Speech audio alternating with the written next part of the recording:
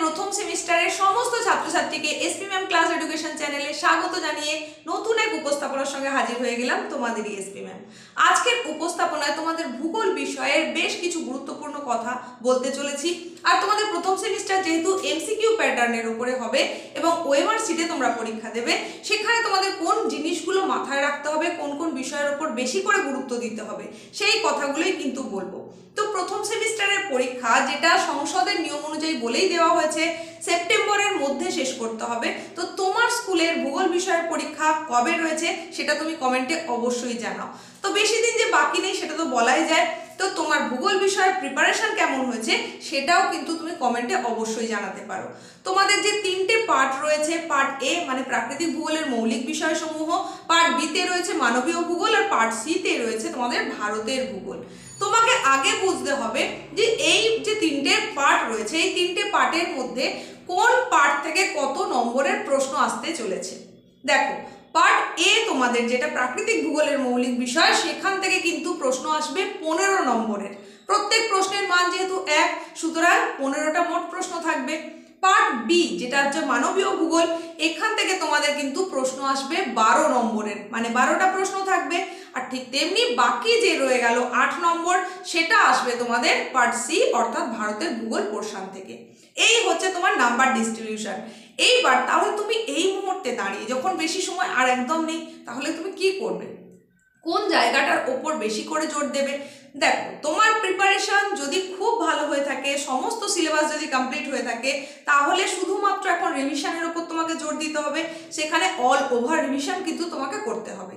যদি প্রিপারেশনটা সম্পূর্ণ না হয়ে থাকে, সমস্ত সিলেবাস যদি কমপ্লিট না হয়ে থাকে, তাহলে সেখানে তোমাকে যেটা করতে হবে, এই মুহূর্তে দাঁড়িয়ে নতুন করে নতুন কিছু তুমি কিন্তু করতে গেলে হবে না।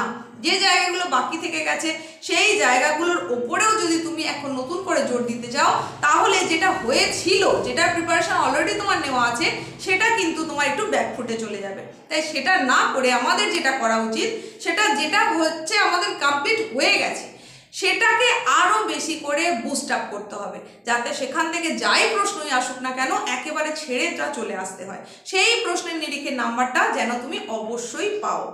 এখানে আমি যেটা বলবো তোমাদের, যেটা গাইডেন্স হিসেবে বলতে পারি, ভারতের ভূগোল পোর্শন থেকে 8 নম্বর মানে সব থেকে কম নম্বর থাকছে ঠিকই, কিন্তু যেহেতু ভারতের ভূগোল পোর্শনটা তোমার অনেকটা আগের থেকে জানা, এর আগেও তুমি নিচু ক্লাসগুলো থেকে কিছু কিছু অংশ পড়ে এসেছো, তাই এটা ক্র্যাক করা কিন্তু সব থেকে বেশি সহজ। তাই বলবো ভারতের ভূগোল পোর্শনটাকে অবশ্যই তোমাকে জোর দিতে হবে, যেখান থেকে 8 নম্বর থাকবে। তোমাদের যেহেতু 35 নম্বরের পরীক্ষা, প্র্যাকটিক্যাল বেসড সাবজেক্ট হওয়ার কারণে ভূগোল বিষয়টা, তো এখানে পাস মার্ক হচ্ছে 11 নম্বর। তো এই 11 নম্বর কিন্তু পাওয়ার জন্য তোমাকে খুব বেশি কষ্ট করতে হবে এরকম একেবারেই নয়। আর এই ফার্স্ট সেমিস্টারের পরীক্ষা যেহেতু এমসিকিউ পরীক্ষা, তাই এখান থেকে তো অনেক ভালো নম্বর আসেই। অন্তত গত বছরের নিরিখে এটা তো আমি বলতেই পারি, গত বছর প্রচুর প্রচুর নম্বর এসেছিল, অধিকাংশ ছেলে মেয়ে 30 অ্যান্ড অ্যাভাব এরকম নাম্বারও পেয়েছে। তো তোমরা ভারতের ভূগোল পোর্শনটার উপর অবশ্যই জোর দাও, তারই সঙ্গে সঙ্গে জোর দাও মানবীয় ভূগোল, কারণ এটা হচ্ছে একটা ছোট অংশ, মাত্র 2টো ইউনিট এখানে রয়েছে। এখান থেকেও গুরুত্বপূর্ণ প্রশ্নগুলো তুমি খুব সহজেই করে নিতে পারবে, অথচ এখানে রয়েছে 12 নম্বর। তো তার জন্যই তোমাকে কি করতে হচ্ছে, তাহলে 12 আর 8 অর্থাৎ মোট 20 নম্বরের প্রিপারেশন কিন্তু তোমার অলরেডি নেওয়া হয়ে গেল। বাকি যে 15 নম্বর যেটা তোমার থাকছে প্রাকৃতিক ভূগোল থেকে, সেই জায়গাটায় তোমার প্রিপারেশন যে যে অংশের কমপ্লিট হয়েছে সেটার ওপরে বেশি করে জোর দাও।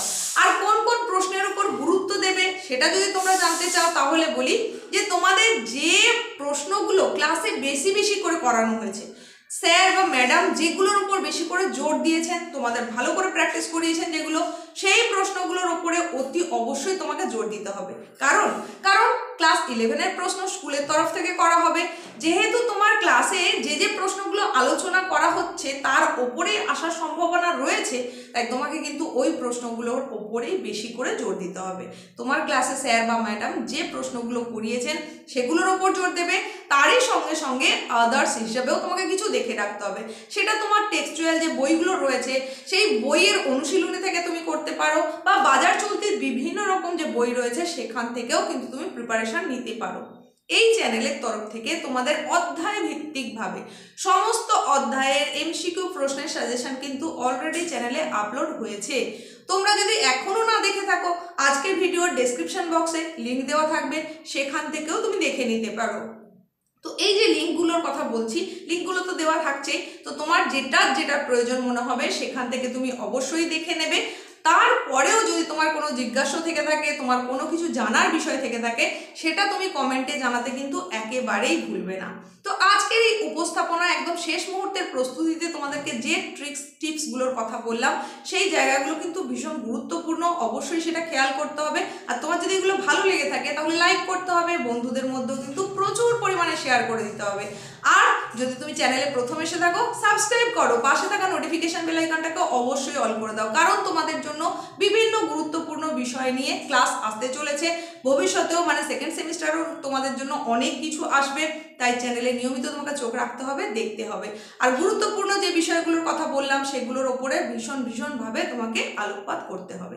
তো তোমাদের পার্ট এ যেটাই রয়েছে কিনা প্রাকৃতিক ভূগোলের মৌলিক বিষয়, সেখানে যে ইউনিটগুলো রয়েছে সেই ইউনিটগুলোর মধ্যে তোমার সমস্ত ইউনিট যদি কমপ্লিট হয়ে থাকে, কিছু প্রশ্ন যেগুলো একেবারে বাছাই করা প্রশ্ন, সেটা স্কুল থেকে বলতে পারে বা তোমার গৃহশিক্ষক বলতে পারেন, বা আমি যে এই চ্যানেলটির থ্রু দিয়ে যেটা বলে দিয়েছি সেটাও তোমরা দেখে নিতে পারো। তো সেই প্রশ্নগুলোর ওপর জোর দিচ্ছ, চেষ্টা করবে ওয়ান লাইনার হিসাবে প্রশ্নগুলো করতে। মানে প্রত্যেকটা অধ্যায় তোমার পড়ার সময় তুমি নিশ্চয়ই হাইলাইটার পেন দিয়ে সেগুলোকে মার্ক করে রেখেছো, যে লাইন থেকে প্রশ্ন আসার সম্ভাবনা রয়েছে, যেগুলো মোস্ট ইম্পর্টেন্ট ওয়ার্ড বলে মনে হয়েছে, সেগুলো নিশ্চয়ই তোমার মার্ক করা আছে। তাহলে সেই মার্ক করা প্রশ্নগুলোকে তুমি ভালো করে দেখে নাও। আর একটা যে কাজ তুমি করবে এখন, সেটা হচ্ছে হাতের কাছে তিনটে জিনিস রাখো, একটা লাল কালির পেন, একটা নীল কালির পেন আর একটা উড পেন্সিল। তো যে প্রশ্নগুলোর উত্তর তুমি একবারেই দিয়ে দিতে পারছো, কোনো কিছু ভাবনা চিন্তা ছাড়াই একবারে উত্তর এবং সঠিকভাবে উত্তর দিতে পারছো, সেইগুলোকে তুমি পেন্সিল দিয়ে মার্ক করে নাও। মানে এগুলোর ওপর খুব বেশি আর ফোকাস করার প্রয়োজন নেই, ওগুলো তোমার মাথায় ইনট্যাক্ট হয়ে গেছে। নেক্সট যেটা তোমাকে করতে হবে সেটা হচ্ছে যে প্রশ্নগুলো তোমার একটু টানাপোড়েন আছে, মনে হচ্ছে এটাও হতে পারে ওটাও হতে পারে, কি হবে ঠিক পরিষ্কার নয়, একটু কনফিউশন আছে, সেইগুলোকে তুমি ব্লু কালার পেন দিয়ে মার্ক করো। সেইগুলোকে আলাদা করে বুঝে রাখো যে একটু বেশি করে জোর দিতে হবে এই প্রশ্নগুলোর ওপর। নেক্সট তোমাদের তাহলে হাতে কি রয়েছে, লাল কালির পেন।